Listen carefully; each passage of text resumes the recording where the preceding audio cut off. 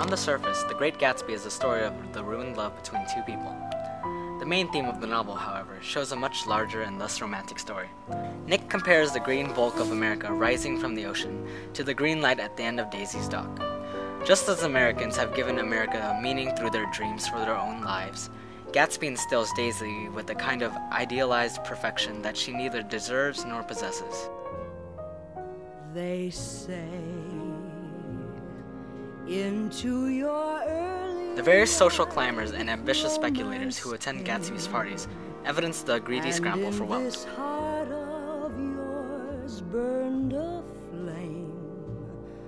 flame that flickered. The reckless delight that led to fancy parties and wild jazz music, exemplified in The Great Gatsby by the lavish parties that Gatsby throws every Saturday night, resulted ultimately in the corruption of the American dream, as the unrestrained desire for money and pleasure surpassed more noble goals.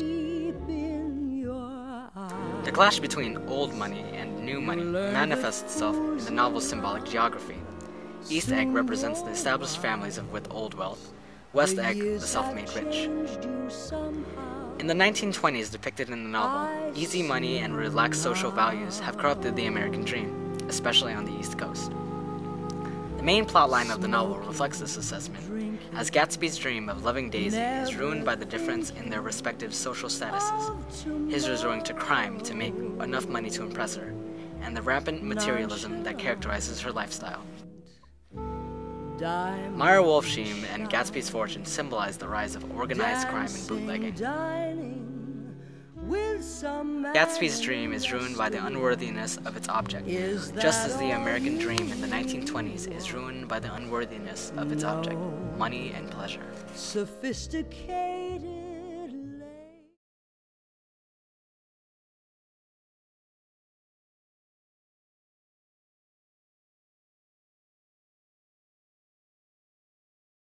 The ways in which that dream is imagined are as complex and often contradictory as America itself.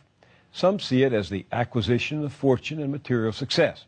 Others see it as social or personal change, or ways in which we can work to perfect the union or stand as an ideal for the rest of the world. Still others see the dream as a myth, perhaps even a nightmare. The Honeymooners.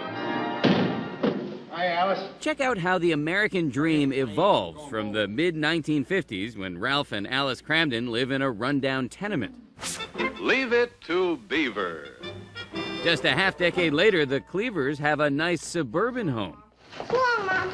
That's the way we all became the Brady Bunch. By the 70s, the Bradys have an even fancier one. Even more luxury in the 80s, with the Ewings of Dallas playing out their dramas in a mansion. Fast forward to this decade, and life is downright decadent on shows like Gossip Girl. The boom grossed me out. You know, Hummerville and conspicuous Consumptionville, I never liked it. Professor Richard Florida of the University of Toronto says we are now in the middle of what he calls the Great Reset, a time when our entire way of life will be reimagined. So do you think the American dream in some ways has been perverted in the last decade or so? I think you're right.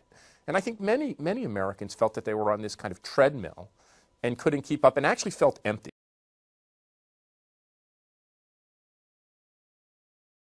To me, what the American dream is that no matter what your background is, what country you're from, what income background you're from, no matter what, you can be anything you want to be. And for the most part, I think that's true. As long as you work hard enough in this country, I think you can get where you need to be. The economy may be tanking, but according to a new national poll by the New York Times and CBS News, the American dream is alive, if not entirely well. If that sounds contradictory, well, it is. On a sunny spring day, we asked some people in New York City for their impressions of the American dream. I think for me, the American dream is just to have a great family and a great home on the beach somewhere and just have enough means to support myself and my family. I want to become a lawyer, and then I want to be a judge. Well, I think it's being able to have opportunity to, meet your dreams, achieve whatever success or however far you want to go in life. But achieving it is another thing. I still got a little work to do. I think we all do. I don't think we ever really stop. I definitely do not think I've achieved that yet. Less than half of the people in the Times CBS poll said they had achieved their dream. And even for people here in affluent Midtown Manhattan, the longtime dream of upward mobility can be elusive. When I was growing up in nearby Patterson, an old industrial town, the American dream was that whatever your origins, that if you worked very hard and if you were a little bit lucky, that things would be fine for you and better for your children. It was palpably available to people, and now it's just not.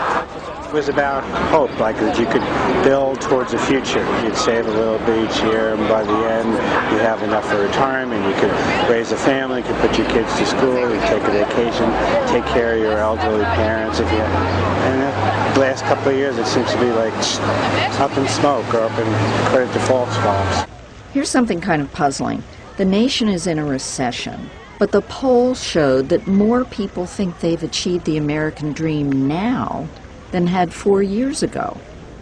Why is that? Experts say that when times are hard, people shift their definition of the American dream.